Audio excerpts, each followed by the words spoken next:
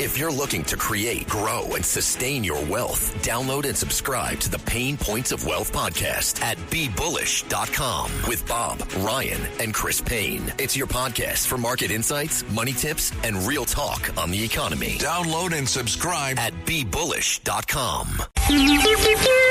It's the 77 WABC News Hour. Talking the news with Noam Laden. All the news you need to know with Joe Nolan, traffic, Justin Ellick, sports. And now, Talking the news with Noam on 77 WABC. Yes, that's me. Good morning. It is Tuesday, February 24th. Your forecast from the 77 WABC Weather Center. Mix of sun and clouds today, the high 34.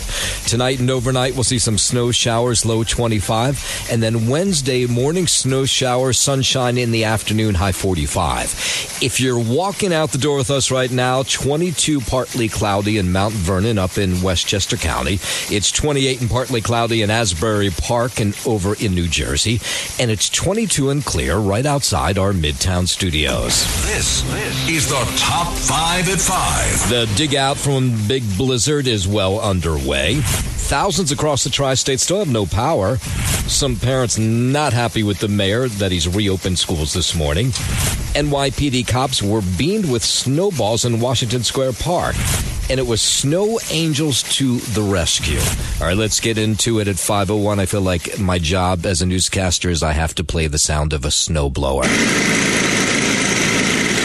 Otherwise, you wouldn't understand what a snowblower was. Neighbors across the tri-state digging out from this monster storm that dumped 2 feet in some spots and cut power to scores of people across the tri-state.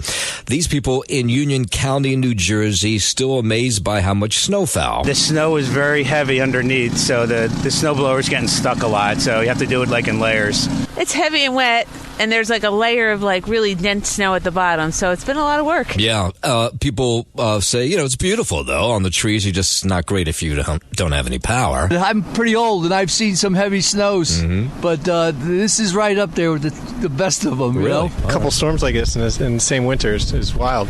Hasn't been like this in a while. We've been asking for this for a number of winters. Everybody says, where's the snow, where's the cold? Well, we got it all in one winter. Mayor Mamdani lifting hazardous travel advisory at midnight and then emphasized that streets and sidewalks this morning are going to be icy. But public school kids are being told that their one-day snow day is just that, one day, and that you have to show up for classes this morning. School will be in person tomorrow.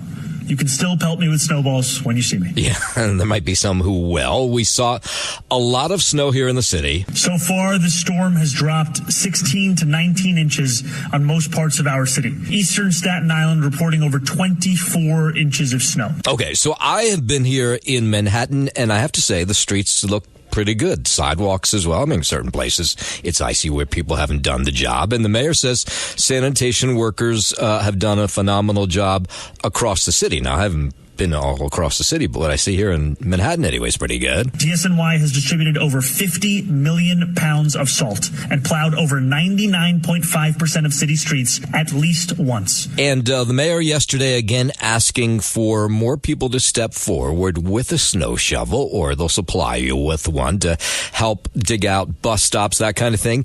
And they upped the ante. Initially it was $19 an hour, which is not terrible money, but now it's $30 an hour if you show up this morning. Due to the historic nature of this blizzard, we've increased pay to $30 per hour. That's not bad. You can walk into any DSNY garage until 8 p.m. this evening and then starting again at 9 a.m. tomorrow. Yeah, so he's hoping to get 800 snow shovelers on round-the-clock shifts to clear crosswalks, bus stops, fire hydrants. And again, he continues to say he's proud of the way city agencies have responded to this blizzard. This has been a full-force winter weather response operation with 2,600 sanitation workers deployed on every 12-hour shift and over 2,300 plows, including 700 salt spreaders mobilized citywide. All right, coming up after 5:30, we'll take a look at all the 5 boroughs and see how people are responding to the snowstorm and if they agree of the mayor's assessment of how the sanitation department has done, how the city has responded to it all. Over in New Jersey Transit has a plan to get back up and running. Rail, bus, and access service going to run. It'll be modifications, though. Trains were rolling down the North Jersey coastline empty last night. They had to put the trains all back in place for the morning commute. It'll be a modified schedule. Not everybody's going to get a train. Here's New Jersey Transit President Chris Calori. The goal is to get this system back into some shape so people can get back to work. Can I tell you, it's only been a few hours since the storm ended, so the fact that we have our system ready to go tomorrow morning is a Herculean task. So I'll take that for the moment. The extreme weather takes a toll on trains and rails and switches, so that's part of the issue here. The light rail, that resumed yesterday around 5 o'clock. Bus service was expected to begin at 4 a.m. this morning. There will be localized detours because of side streets that are still snow covered, and trains are expected to resume right at this hour, but again on a modified schedule, most likely a weekend schedule. We'll get that coming from Joe in a moment. But the North Jersey Coast and Raritan Valley lines, they could remain suspended, and this again has to do with the Amtrak switch and overhead lines. There's been some issues. There are Amtrak trains that are canceled this morning. They were doing overnight work on those frozen switches. Don't know if they were able to finish them, so we'll watch that as the morning wears on. LIRR operating on a limited service schedule starting about an hour ago. Ronkonkoma, Huntington, Babylon, Oyster Bay, Montauk, Port Washington branches, they are expected to be up. Metro North operating on these half-hour service during the morning and evening peaks on the Hudson, Harlem, and New Haven lines. But we'll watch that as the morning wears on. Crews, meanwhile, in New Jersey, working hard to restore power to thousands that are still without. Governor Mikey Sherrill says utility companies have more than 5,000 crew members working long shifts to get the lights back on. We have seen a lot of incredible work by those utility workers, restoring over 130,000 people back to power, still working to get everyone back to power, but they've moved really rapidly to do that. As far as the roads go, the governor says many local and county roads still have some snow on them because there was, in some places, almost 2 feet of snow. So she says, be careful if you're out there. You know, you're still looking at municipal and county roads under a foot or two of snow at this point. Yeah, and while we're out in New Jersey, the great cleanup will really get underway this morning because the snow is falling to like 5 or 6 o'clock. People getting a head start. Here's WABC's John Terrett. He lives in Summit. He was talking with his neighbors yesterday. New Jersey was walloped. The governor says it's the worst in 30 years. My neighbor, Laurie, agrees. I have never seen snow like this since I was a child. And we used to tunnel and have big drifts, but nothing since then. It's above my knees. Her husband Emil is using his snowblower to clear their path, but it's not over yet, and those branches appear to be sagging. Well, it's pretty, but I was a little concerned about the trees because the weight of the snow on the trees, the branches, and then the power lines go down, and that's what I was concerned about. But it didn't happen, did it? It didn't happen. No, we're lucky. New Jersey was among the hardest hit areas. It could take days before things return to normal, and there's more snow forecast for Wednesday. John Terrett, 77 WABC News, Union County, New Jersey. WABC News Time 5:09. Getting some of the updated outage numbers. The big ones are Long Island. About 1,000 homes in Suffolk County still have no power this morning. Less than 100 now in Nassau County. In New Jersey is where the biggest numbers are. 38,000 in New Jersey have no electricity. Most of them are in Ocean, Cape May, and Atlantic counties. And we look at the final stow totals, and wow, they're really impressive. Long Island is the winner. Central Islip, 31 inches of snow. Right behind is New Jersey Lyndhurst with 30 inches. And New Jersey and Long Island so go back and forth with the most snow in this top 10. When it comes to the city of Staten Island, of the 5 boroughs that had the most snow, 29 inches in parts of Staten Island. Coming up after 5:30, we'll talk to people all across the 5 boroughs, all across the tri-state, see how they're responding to the snow and how people are sort of helping out each other, which is always nice to see in the aftermath of the blizzard. WABC News Time 5:10. Americans in parts of Mexico being urged to shelter in place as the unrest continues following the weekend killing of a notorious cartel leader. Correspondent George Solis has more. In Puerto Vallarta, one of the country's most popular resort cities, cartel members burning down buildings and setting cars on fire. The unrest unfolding after the Mexican government said it killed the leader of one of the most powerful drug cartels in the country during a military operation. Now, Mexican authorities say the U.S. did provide intelligence support for the attack that killed the drug kingpin known as El Mencho. Mexican authorities say Nemesio Ruben Osuguera Cervantes, nicknamed El Mencho, was the kingpin of the violent Jalisco New Generation cartel. The U.S. State Department previously offering $15 million for his capture. You know, if I was a kingpin, I think I might pick the name El Mencho. In a statement to NBC News, the White House confirming the United States provided intelligence support to the Mexican government in order to assist the operation that killed El Mencho. Across nearly a dozen Mexican states, plumes of black smoke could be seen for miles, with cars and buses set on fire. The U.S. Embassy in Mexico urging U.S. citizens to shelter in place amid ongoing security operations that include flights to the region being canceled. Yeah, and you're hearing from some of the Americans who are here or trapped over there. American Jim Beck says he's been sheltering in place at a hotel in Puerto Vallarta where he stayed many times before and always felt quite secure. We're a little bit scared because that's 2 days away that we're supposed to be flying out in the morning, and I just don't know if they're going to have everything opened by then. And then we're hearing people who are sort of trapped on this side who are heading to Mexico for these big family milestones like weddings. One of them is this woman, Marilu Buquad, who says she was supposed to fly to Puerto Vallarta yesterday for her daughter's wedding on Tuesday. Now she's going to miss it. I would like to see her walk down the aisle, but unfortunately, it's not going to happen. We prepared this for almost a year and a half for her wedding, and we just checked in. We're going to cancel it right now because that's what my daughter said.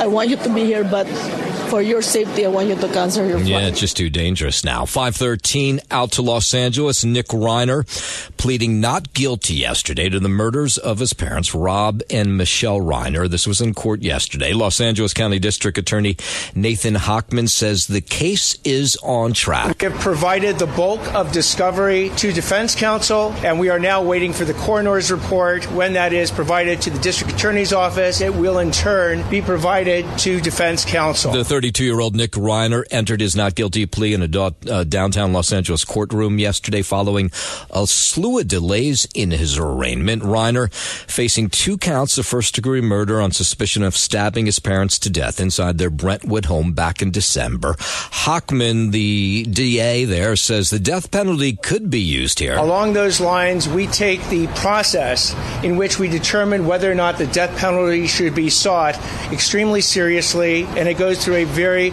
rigorous process. Within 30 days of that April 29th date, there will be a preliminary hearing unless additional time is sought by defense counsel, agreed to by the court, and the defendant agrees to also waive time. Because of the volume of the discovery that will have to be gone through by defense counsel, by the fact that we're still waiting for the coroner's report, and by the fact that if defense counsel wants to seek any additional expert testimony, it will certainly take additional time. Yeah, Reiner being represented now by a public defender after his initial attorney stepped away from the case. FedEx is suing the Trump administration now for tariff refunds. The shipping giant filed the suit Monday, days after the Supreme Court struck down most of the president's sweeping tariffs. FedEx is asking for a full refund of all tariffs it paid the government.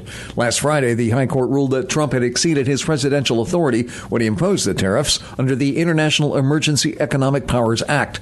Lawsuits filed by other companies before the Supreme Court's decision are still pending. I'm Mark Mayfield. In a moment, we'll head to southern Arizona, where there are some new developments in the Nancy Guthrie missing persons case. We'll get into that in just a moment. But first, 5:15, let's head over to the 77 WABC Sports Desk. Good morning, Justin Ellick. Good morning to you, Noam Layden. Start here with some news after the Olympics. Of course, both the men's and the women's ice hockey team winning gold medal over over Team Canada out in Milan last few days, or last week. The women got the job done late last week, and then the men, of course, on, Sunday morning. So the U.S. women's hockey gold medal winning team has politely declined an invitation from President Donald Trump to attend his State of the Union address tonight. Quote, "We are sincerely grateful for the invitation extended to our gold medal winning U.S. women's hockey team and deeply appreciate the recognition of their extraordinary achievements achievement, the team said in a statement released yesterday. Due to the timing and previously scheduled academic and professional commitments following the games, the athletes are unable to participate. They were honored to be included and are grateful for the acknowledgement. Do you buy that? No. I think the president of the United States invites you. You go. Yeah, huh? I would have to agree with that sentiment. Yeah, I don't wholeheartedly believe this statement, unfortunately. But listen, I mean, I don't think they were 100% in terms of their roster going out and saying they didn't want to go to the White House. Maybe like 50-50. But I would imagine there's probably a good handful of women on that team that did not want to go, and that's why. I mean, maybe. Why not? If you want to go as a team, maybe have a team vote on it.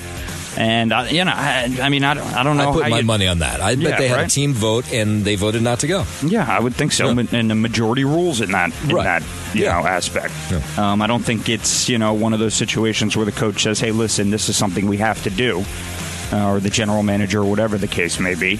But the men, they were quick to accept. Well, I can only envision what a great moment it's going to be tonight. Yeah. The State of the Union, right? He's going to announce the team. They're going to stand up. The crowd's going to go USA, USA, and then they'll move on with the speech. So I don't understand why the women wouldn't want to be there. No, and if it's not an endorsement of the president. Of course not. And if you hate the U.S. men's hockey team accepting the invitation to go to the White House for the president, then you really are just an angry person, who just hates most things in life.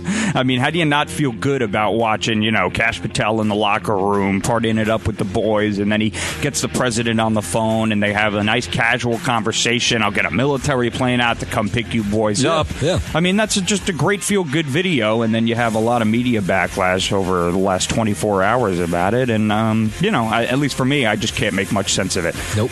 If you're an American and you like to watch the boys go out and win a gold medal, then why are you angry that they're celebrating in the locker room? Yeah. And why are you angry that the President of the United States wanted to invite a few American heroes to the White House and celebrate their greatness? I'm sorry. I just think that's a good thing. Don't get it either.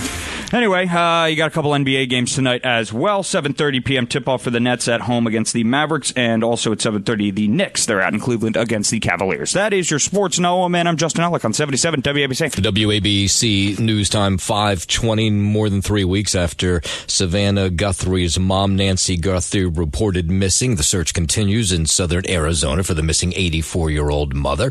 Correspondent Liz Kreutz reports that the Pima County Sheriff, Chris Nanos, is urging patience, saying investigators are still actively working leads, including the suspect's clothes and Walmart backpack and that unknown mixed DNA found at Nancy's property. But the sheriff says when that might lead to IDing a suspect is hard to say, telling NBC News that processing the DNA has been difficult. Volunteers have now joined the search for Guthrie, group scouring an area near Guthrie's home over the weekend. They turned over a backpack, but investigators say it's not connected to the case. Liz Kreutz reports that according to the sheriff, DNA evidence found at Guthrie's home has been difficult to process. His department later said, as with any biological evidence, there can be challenges separating DNA, etc. The sheriff's department also acknowledging the suspect captured on the surveillance video outside Nancy's home might have had an accomplice, saying investigators are not ruling out the possibility that more than one person may be involved. And it is interesting that these individuals, there was one guy who is right near Nancy Guthrie's home, and he said, I'm going to help look for her. I mean, he's not a cop or anything. He's just a community member. And so he's been searching areas, and that's why they came up with this backpack. And then he put something up on social media, and he said, hey, if anybody wants to join me as I search for clues to Nancy Guthrie and to help find her, you can. And sure enough, all these people showed up. One of them was Lisa Pollock. If this were my mom, I would want people helping me. Yeah. Look for her. So I'm doing this in honor of my mom and for Nancy and the Guthrie family. Yeah, all right. So the masked man who is suspected in Nancy Guthrie's abduction may have approached her Tucson property before the morning she was snatched from her home. That's according to some reports this morning. Sources close to the investigation telling ABC News and News Nation they believe the masked intruder featured in that home surveillance video we've all seen released by the FBI was at Guthrie's home home sometime before she was taken on February 1st. They haven't given us a whole lot more details about that, but obviously that could help in the case if that is true. 5:22. Kim Jong-un's sister is moving up the ranks of North Korean leadership following his re-election over the weekend as head of the ruling Workers' Party. Thousands of party elites are taking part in the once-in-5 years summit of the ruling Workers' Party in Pyongyang. According to state media, Kim Yo-jong was previously a deputy department director, and she was promoted to full department director. She has long been among her brother and North Korean leader Kim Jong-un's closest lieutenants and is one of the most influential women in the isolated regime. Analysts say she will play a more active role in the execution of external policies, including towards the United States and South Korea in the future. Laura Westbrook, Hong Kong. While we're overseas, this week marks 4 years since the Russian invasion of Ukraine, now a grueling conflict that's turned into a blood-filled war. Touted by Russian President Vladimir Putin and his allies as a special military operation, the war has dragged on, leaving hundreds of thousands dead.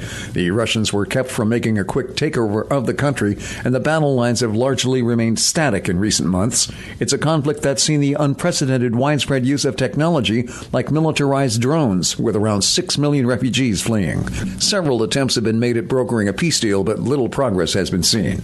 I'm Mark Mayfield. 5:24, as Justin was mentioning, the U.S. men's hockey team is back in the country. They were going to fly into New York for a celebration, but of course the snow made that impossible. So they flew into Miami yesterday with their gold medals. Jack Hughes and the team arrived in Miami just 24 hours after capturing the country's first men's hockey gold medal since 1980. And as you might guess, there were people there to welcome them at the airport. It's for us, but the best part is for, like I was saying this, the day of the gold medal, it's for all the guys that have come before us, and all the young kids that are going to come after us. Hughes, of course, scored the golden goal to lift Team USA to that 2-1 overtime victory over Canada on Sunday morning. President Trump invited the team to the State of the Union for tonight. They will be there. The NHL season resumes tomorrow, so it'll be sort of back to normal for these guys who play on NHL teams. Getting back here, seeing all the support from back home, it's just incredible what this team was able to accomplish, and representing the U.S. Obviously, it's an honor. So we're ecstatic, and we're excited to be back home celebrating. Yeah, and of course, while many were cheering Team USA's men hockey victory, at least one player for the Los Angeles Kings says he was totally bummed about the whole thing. It's defenseman Drew Doughty, who plays on Team Canada. We wanted a gold medal. It's an honor to play here and to win a silver medal, but all we wanted was a gold medal. And the reason it was really a bummer for him, not only because Canada lost, but he had invited his 2 daughters to Milan to watch him play in the Olympics, and he said they were just devastated when Team Canada lost. I know they're pretty sad too. I can see them crying in the stands, but to teach them a lesson that you got to lose sometimes. Yeah, that's true. 5:26. C-SPAN confirming that President Trump was not the person who called into their network on Friday using the alias John Barron. More from Tammy Trujillo. The confirmation comes after somebody identifying as John Barron called C-SPAN's Washington Journal, mimicking Trump's speech style to express discontent with the Supreme Court's decision against the president's tariffs. However, C-SPAN shared in a social media post that the call originated from a Central Virginia phone number while President Trump was in a meeting at the White House with governors. Speculation arose because Trump has previously used the alias John Barron in the 1980s to speak with the media. I'm Tammy Trujillo. Bad job there by Tammy. I would, if I'd known she wasn't using any audio of that call, I would have played it back for you. But it did sound like the president. I'd listened to it a few times, and then you're like, no, that's somebody imitating the president. 5:26. Eggs are getting cheaper, but beef prices remain through the roof. Gary Huddleston is with the Texas Retailers Association. He says he believes the relief is on the way. There have been some restrictions on the amount of cattle that are imported from Argentina. President has lifted some of that. But the domestic cattle here is at its lowest level in decades, and it takes time to build that up, meaning beef prices will stay high for at least the time being. That has more to do with the drought in Texas than anything else. More from Gary Huddleston with the Texas Retailers Association. And encouraged more trade with Argentina. Yeah, and while we're talking Texas, President Trump has promised to take control of Venezuela's oil sales, which has Texas refiners excited. Refineries that were built along the Gulf Coast were originally built to process thick, heavy crude from countries like Venezuela. Right. So Bruce Bullock, who heads the McGuire Energy Institute at SMU, says that the heavy crude is cheaper on the open market, but he cautions that it won't mean cheaper gas immediately. It's going to take a while, but all that oil from Venezuela could be refined right here in the United States. Anytime you can lower refining costs, which this ultimately should do, it should benefit the consumer. It's the 77 WABC News Hour. Talking the news with Noam Laden. All the news you need to know with Joe Nolan, traffic, Justin Ellick, sports. And now, Talking the news with Noam. On 77 WABC. Yes, that's me. Good morning. It is Tuesday, February 24th. Your forecast from the 77 WABC Weather Center. Mix of sun and clouds today, the high 34. Tonight and overnight, we'll see some snow showers. Low 25, and then Wednesday morning, more snow showers. They're telling us right now this won't amount to a whole lot, and then sunshine in the afternoon, high 45. If you're walking out the door with us right now, so happy you are, 22 partly cloudy in Mount Vernon up in Westchester County. It's 28 and partly cloudy in Asbury Park over in New Jersey, and it's 23 and clear right outside our Midtown studios. WABC News Time 5:41. All right, let's go around the five boroughs, around the tri-state, see how people are cleaning up from this storm. Let's start in the city. Public schools will be reopened this morning for in-person learning. The mayor making the announcement yesterday afternoon. I do have some tough news to share. School will be in person tomorrow. You can still pelt me with snowballs when you see me. All right. The teachers union pushing back against this, maintaining that reopening schools so fast after the blizzard could pose a real challenge for some teachers, saying no one should jeopardize their safety to report to work. More than 150,000 New Yorkers signed an online petition yesterday asking the mayor to switch to remote learning today. But no, he says he's going to stay with the decision he made. Here are some kids, or rather parents, who are upset that their kids are being told to go to class today. Here's these guys are on Staten Island. There's no place to walk. Sidewalk, street, people are walking their dogs in the middle of the street. So how are the kids going to get to school if they have to walk? Very bad out here. It's slippery. It's a mess. I think they deserve an extra day home. Yeah. At least one more day. No, the Staten Island got hit the hardest of the five boroughs. 2 feet of snow in some places. So kids say they'll have to figure out a way to get to class too. I think it's stupid because we have 2 feet of snow and it's kind of hard to get there for everybody. Given the fact that I'm going to have to take public transportation tomorrow, and given how the roads have been looking these last, 12, 24 hours, it's not going to be a good ride. Yeah, I can't remember the last time they did 2 days in a row of school off in the public school system. Part of that is you'll hear from the spokesperson, and we did from the school, saying that the schools are critical, they say, to so much more than education, right? They become bigger than that, to the stability, health, and wellness of 900,000 New Yorkers. The statement goes on to say, whether through a warm meal, essential mental health support, or child care for working families, they say in-person schooling is a lifeline for New Yorkers, and that's why those classrooms are open this morning. There was this huge mob of rowdy snowball fighters. We always get these social media things when there's a snowstorm. Now it's become the new thing where they say, hey, meet up for a snowball fight. So there was one in Central Park yesterday where, I don't know, it could be 500, 1,000 people. A lot of people showed up. Then there was another one in Washington Square Park down in the West Village. This is the one that got out of hand, and police showed up to try to tell people to just chill out a little bit. It's getting a little crazy.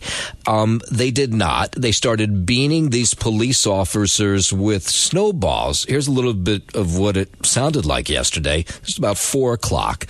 Now, just imagine it's these cops, not a lot of them, maybe looked 8, 10, 12 of them.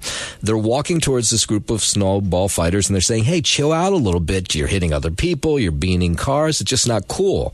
Well, this group of people who were throwing snowballs started hitting the police officers. Yeah,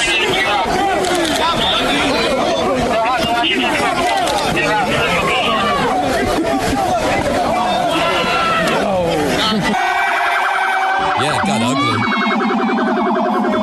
And you could see some points where the police officers were really getting hit hard by these snowballs. Some of them turned around, started walking towards the group of his other officers, telling them to calm down. Thankfully, there was no serious injuries reported. We did hear that some of these officers were cut, but we couldn't confirm that. NYPD Commissioner Jessica Tisch taking to social media, saying that I want to be clear, the behavior depicted is disgraceful and it's criminal. The Police Benevolence Association, the city's largest union repping NYPD cops, blasted the snowball fight as a despicable act. And if you see this on tape, you will agree. All right. In a moment, we'll continue our travel from the city to New Jersey to Long Island to Westchester to see how everybody's handling the snow. But first, 5:45, let's head over to the 77 WABC Sports Desk. And here's Justin Ellick. Was that the organized snowball fight there? Not the one in Central Park. This was the one in Washington Square Park that got out of hand. Did you go to the one in Central Park? No. Okay. No. I don't play in the snow, Noam Layden. I'm a grown man. I apologize. Right. Well, I don't know. I felt like that might be up your alley to be in a snowball fight. Nope. Oh, okay. Not even a little bit. No. The U.S. women's hockey gold medal winning team, they have politely declined an invitation from President Donald Trump to attend his State of the Union address tonight, while the men, they have accepted such an invitation. Quote, "We are sincerely grateful for the invitation extended to our gold medal winning U.S. women's hockey team and deeply appreciate the recognition of their extraordinary achievement," the team said in a statement released yesterday. Quote, "Due to the timing and previously scheduled academic and professional commitments following the games, the athletes are unable to participate. They were honored to be included and are grateful for the acknowledgement." Trump also, of course, did invite the U.S. men's gold medal winning team, who did agree to attend. Each U.S. hockey team arrived in Miami on Monday yesterday. A source told the Associated Press that the women's players didn't learn of the invite until late Sunday night, making it difficult to change their travel plans. The NHL season resumes with 5 games tomorrow, while the PWHL, the Women's Professional League, returns on Thursday. A couple of NBA games to look forward to tonight as well. 7:30. You know, one of those women is eventually going to speak out why. And we'll find out the real reason. 110%. Yeah, without a doubt. They'll get a comment or two from a couple of these players. So we'll learn the real reason behind it. I mean, listen, you're entitled to make your own decision as a team. So to your point earlier, about a half an hour ago, they probably sat down, took a vote, and majority ruled. But the State of the Union's the easiest one to go to. If you have a problem with the president, okay, you don't want to go to the White House. But the State of the Union, you got Congress, the Supreme Court, right, everybody's exactly. there. You got a lot of people there that don't like the president. Yeah. Right. So, just go, sit on your hands and take the honor. It's an honor. And imagine how the Supreme Court justices who didn't side with the president are going to feel tonight on the tariffs. Exactly. I'm sure he'll call them out. Right. Well, the 3 of them, right? It was a 3 out of 6. Yeah. 3 of 6. So, again, you'll have all these Democrats with their paddles and all that stuff, objecting to the president and everything he says. So, I don't understand why. Not to have a great moment like that. I don't get it. Me neither. But, alas, this is where we are. The men will be there, though, so we'll be looking out for them. Connor Hellebuck, he's a national hero, as with Jack Hughes. And, so we'll look forward to that big ovation there tonight for the men's club. That's your Sports Noam. I'm Justin Ellick, 77 WABC. WABC News Time 5:50. Up in the Bronx, property owners, we could find them clearing sidewalks, hydrants.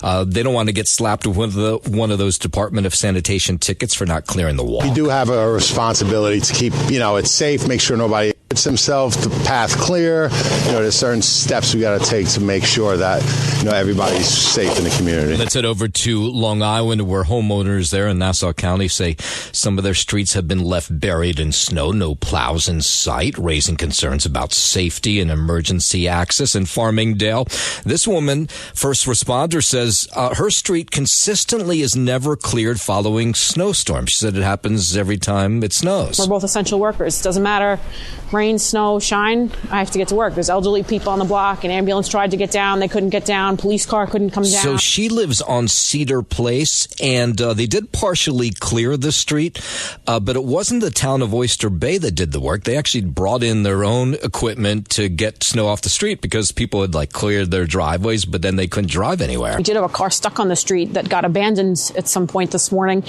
Somebody came later on and was able to tow it out, but it's a huge safety issue. If EMS and fire personnel police can't get down the street, people are gonna, I hate to say it, they could get really hurt, maybe even die. It's a big deal. Now, that woman speaking to News 12, by the way, and the town of Oyster Bay then pointing out that they did get to this street apparently late last night. A woman was pulled from a burning home on Plains Road up in the Hudson Valley in Wallkill amid this snowstorm yesterday. That's just the call that firefighters need, but that's part of their job. A neighbor alerted the fire department about this woman trapped inside this home. We were able to figure out where she was in the house. We were able to help get her out. And then the Wallkill fire chief says his crews arrived onto the scene to a working house fire. This thing was really up in flames. One person trapped inside. These heroic firefighters racing in to grab this woman. My assistant chief went inside, made the grab, got her out of the house. Yeah, 2 other people in the home were transported to the hospital.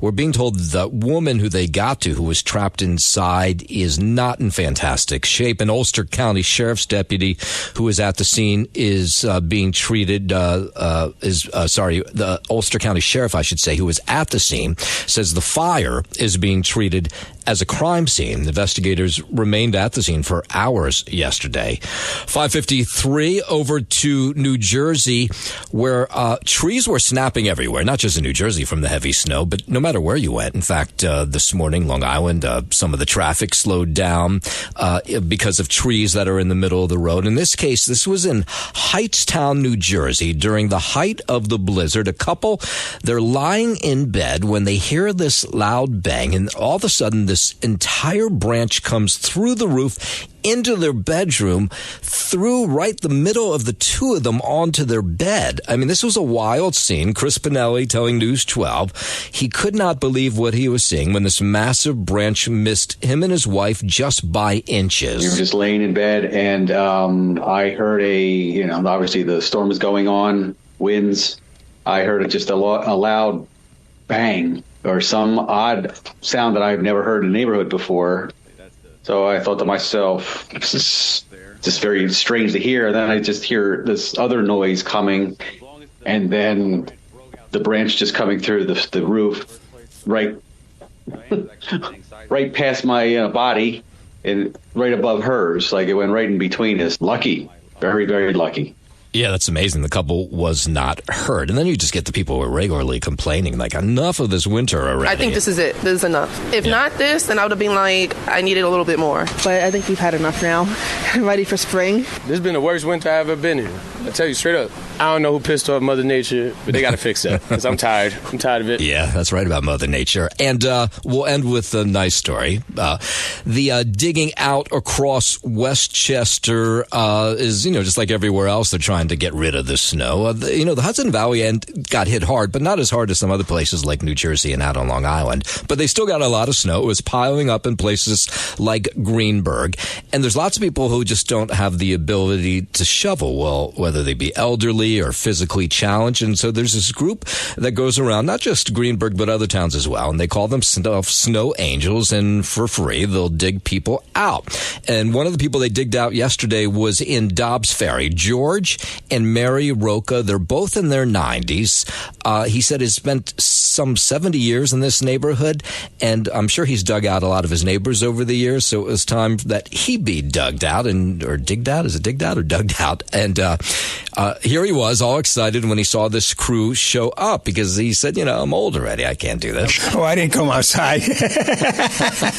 No way. I sat home and said, I'm not going to touch it. Yeah, so this crew showed up again. They don't charge anything. They just want to be good neighbors, and they shoveled, cleared the path. He had a snowblower, but even pushing the snowblower is an effort for a guy in the 90s. So these people did it. They plowed his entire driveway, his sidewalks, as he watched on, and he could not be more thankful for this crew that showed up. Well, you know, I've been here for 70 years, so they all know me. Thank you, Snow Angels. I appreciate it. It's a great work that you people do, and I appreciate it very much, and I think everybody else appreciates you. Yeah, a lot of people across the tri-state helping out neighbors after the storm, but it's nice to see that. Thanks for listening to the News Hour with Noam Laden. You can hear the News Hour with Noam Laden weekday mornings at 5 on 77 WABC. If you like the podcast, share it with your friends and listen anytime at WABCRadio.com and download the WABC Radio app. Hit that subscribe button on all major podcast platforms. Plus, follow WABC on social on Instagram, TikTok, Facebook, and X. See you next time for a new episode so you never have to wonder. What the heck is going on here?